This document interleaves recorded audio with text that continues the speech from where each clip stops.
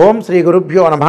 శ్రీ విశ్వావసునామ సంవత్సర భాద్రపద మాసం పౌర్ణమి రోజున పూర్వభాద్ర నక్షత్రం కుంభరాశిలో సంపూర్ణ రాహుగ్రస్త చంద్రగ్రహణం అనేది ఏర్పడింది.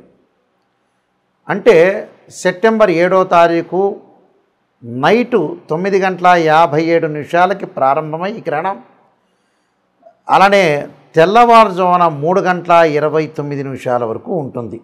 అంటే చంద్రగ్రహణము సంపూర్ణ చంద్రగ్రహణం ఉంటుంది. అలానే 9:57 ప్రారంభమై సంపూర్ణ చంద్రగ్రహణం మధ్యకాలం 11:41 ఉంటుంది. చంద్రగ్రహణం విడుపు ప్రారంభం 12:22 వరకు ఉంటుంది. సంపూర్తిగా పోయేది పుణ్యకాలం ఏమిటి అంటే 3:29. అంటే సంపూర్ణ చంద్రగ్రహణ బింబ స్పర్శకాలం అనేది 1:22 పాటు ఉంటుంది.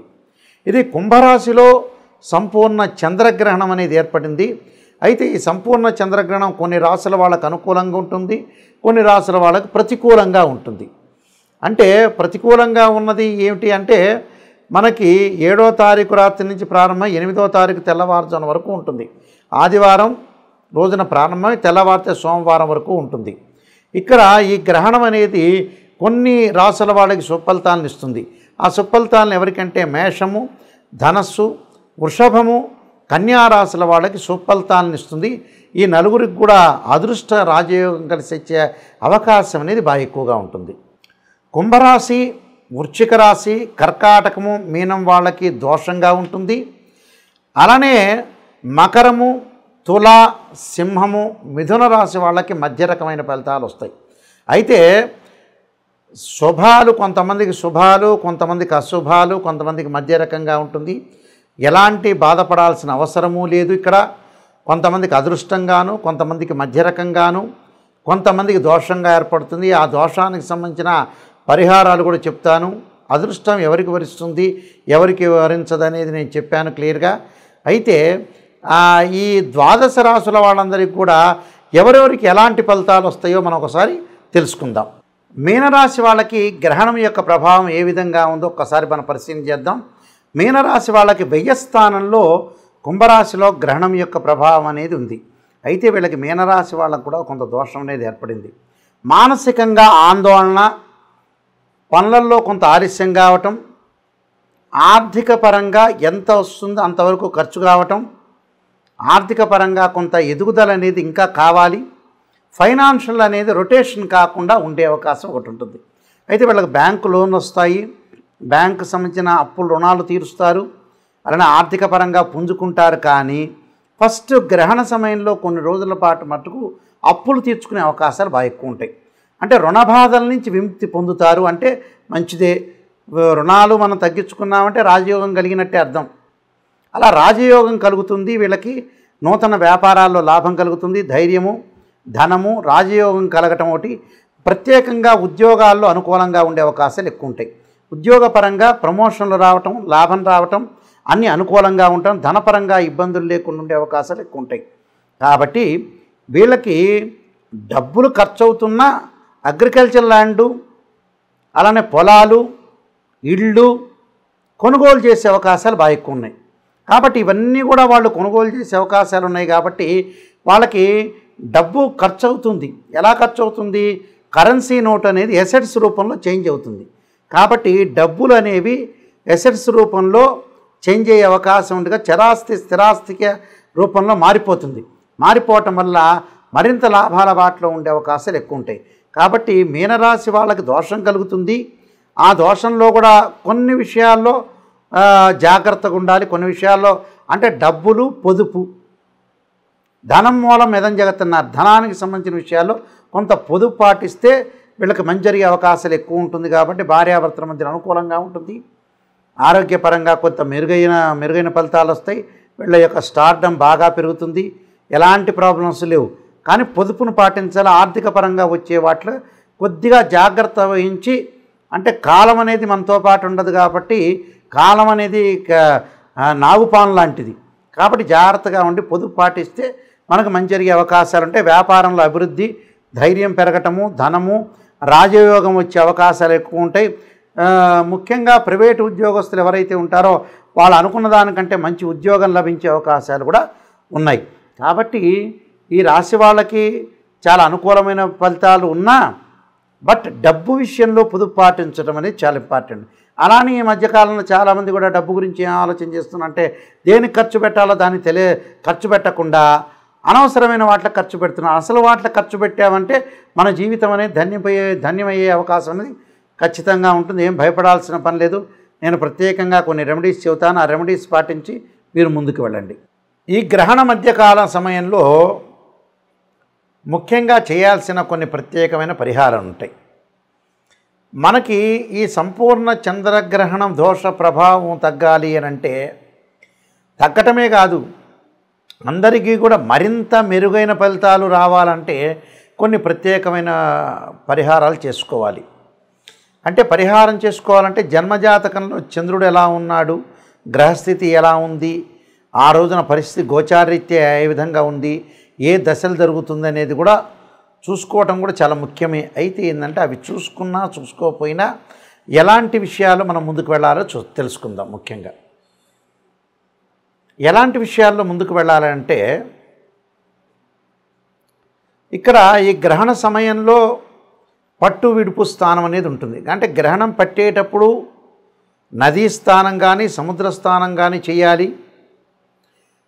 అది కుదరని పక్షంలో ఇంట్లో స్నానం చేయటం కానీ చేసిన తర్వాత ఏదైతే మనం సాయంకాలం పూట 9:57 చంద్రగ్రహణం అనేది మనకు ప్రారంభం అవుతుంది. ఇది భారతదేశంలో కనపడుతుంది, న్యూయార్క్లో కనపడదు. ఈ గ్రహణం పట్టిన తర్వాత 9:57 స్నానం చేయటం అనేది చేయాలి. అలానే విడుపు స్థానం అంటారు. రాత్రి 12:22 విడుపు స్థానం అంటారు. అంటే విడుపు స్థానం అంటే ముగింపు చివరికి ఎప్పుడు ముగింపు అవుతుందంటే 1:26 ముగింపు అవుతుంది. అంటే 1:26 స్నానం చేయాలి. అంటే 9:57 ఒక స్థానం, 1:26 ముగింపు స్నానం చేయాలి. చేసిన తర్వాత ఇక్కడ ఓం నమః శివాయ పంచాక్షరి చేసుకోవటం, ఆ గ్రహణ సమయ కాలంలో జపం చేసుకోవాలి. ఎప్పుడు కూడా గ్రహణ సమయ కాలంలోనే జపం చేయాలి. ఎలాంటి జపం చేయాలి? ఓం నమః శివాయ పంచాక్షరి, అలానే ఓం నమః శివాయ పంచాక్షరితో పాటు రుద్రగాయత్రి మంత్రం తత్పురుషాయ విద్యే మహాదేవాయ ధీమహే తన్నో రుద్ర ప్రచోదయాత్ అనే మంత్రాన్ని చక్కగా చదువుకోవటం, ఓం నమో నారాయణాయ నమః అనే మంత్రాన్ని చదువుకోవటం, రాహుగ్రస్తమైన చంద్రగ్రహణం ఏర్పడటం వల్ల తప్పకుండా చేయాల్సింది ఏంటంటే సుబ్రహ్మణ్య స్వామి యొక్క ఆరాధన. తత్పురుషాయ విద్యే మహాసేనాయ ధీమహే తన్నో షణ్ముఖ ప్రచోదయాత్, నాగరాజాయ విద్యే పృథ్వీధరాయ ధీమహే తన్నో సర్ప ప్రచోదయాత్ అనే మంత్రాన్ని కూడా చదువుకోవాలి.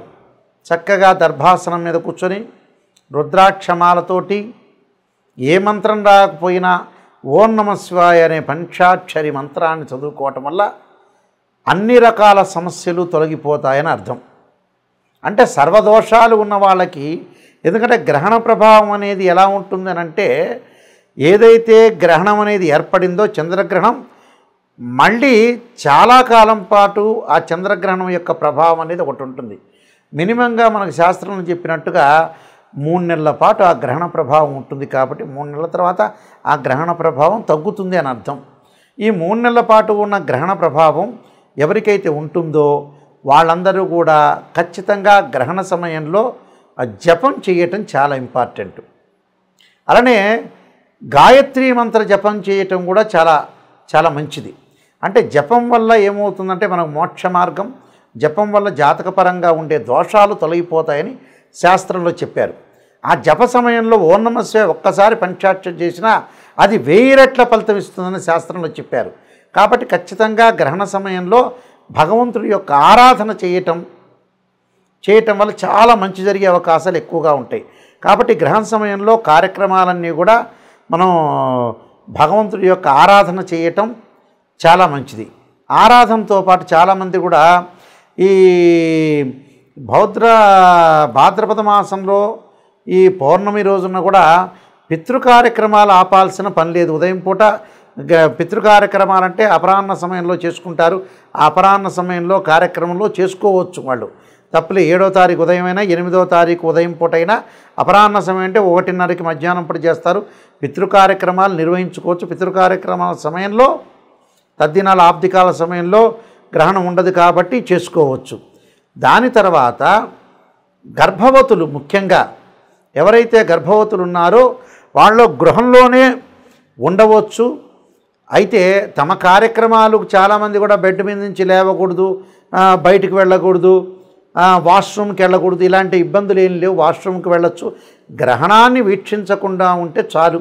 కానీ లోపల ఇంటిలో వాళ్ళ కార్యక్రమాలు కానీ, వంట చేసుకోవచ్చు కానీ, వాష్రూమ్లకు వెళ్ళటం కానీ ఇవన్నీ కూడా తమ కార్యక్రమాలన్నీ కూడా వీళ్ళు చేసుకోవచ్చు. ఆ కార్యక్రమాలు చేసుకొని ముందుకు వెళ్ళొచ్చు.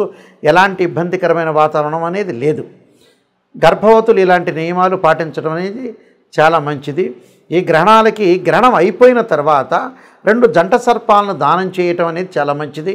2 జంట సర్పాలని, అలానే వస్త్రాన్ని, గుడదానము, అలానే నెయ్యి దానము. నేను చెప్పిన ఎవరైతే రాసుల వాళ్ళకు అనుకూలంగా లేదో వాళ్ళు దానం చేయొచ్చు. అంటే ఆజ్యదానం, గుడదానం, వస్త్రదానం, సర్పదానం, అలానే బియ్యం దానం లేక ఒడ్లు దానం, అలానే మినుములు, ఉలవలు దానం చేయటం చాలా మంచిది. ఈ దానం వల్ల మంచి జరిగే అవకాశం ఖచ్చితంగా ఉంటుంది. మీ అందరికి కూడా మంచి జరగాలని ఆశిస్తూ సర్వే జనా సుఖినో భవంతు.